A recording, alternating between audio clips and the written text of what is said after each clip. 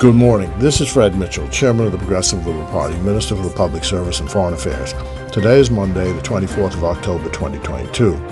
I'm on assignment in Buenos Aires, Argentina, and before coming home, we'll be checking in with the doctors at the Mayo Clinic in Rochester, Minnesota for my semi-annual checkup.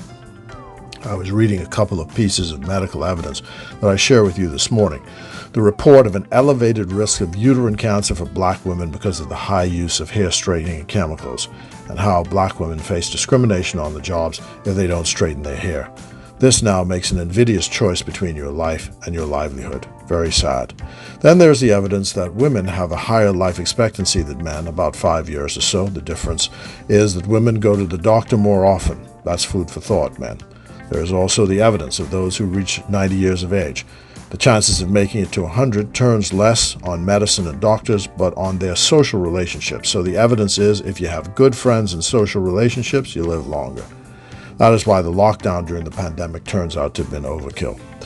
Well, those foods for thought behind us, you have to laugh at the Free National Movement. So much of the politics of this country is just play acting and silliness. As Pat Raming would say, the F&M only has one dream book.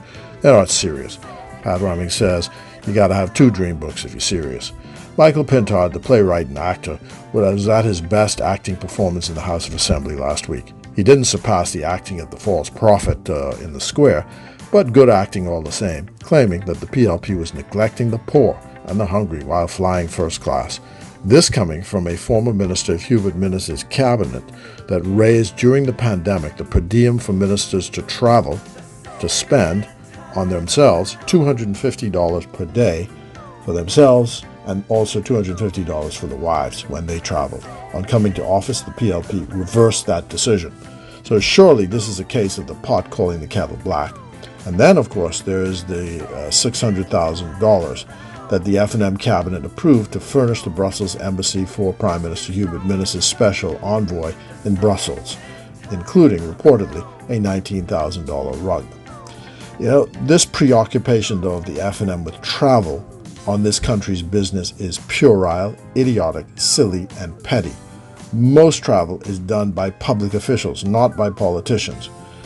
For someone who's trying to be prime minister, though, this comes off as childish and unbecoming. Think again on this silliness. Congratulations to Prime Minister Philip Davis on a successful foreign affairs visit to Bermuda. That's soft-powered work. Good job. A great time was had at the International Cultural Festival on the weekend. Congratulations to Janet Johnson. Turns out, I think, that the long lines of the gates showed that digital currency is not a good substitute for cash. You know, I'm a believer in cash. Well, God bless you.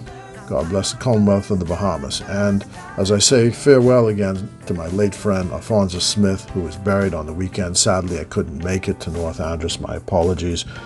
But God bless him all the same on his way. Thank you all. And on this day, even in Argentina, it's PLP all the way.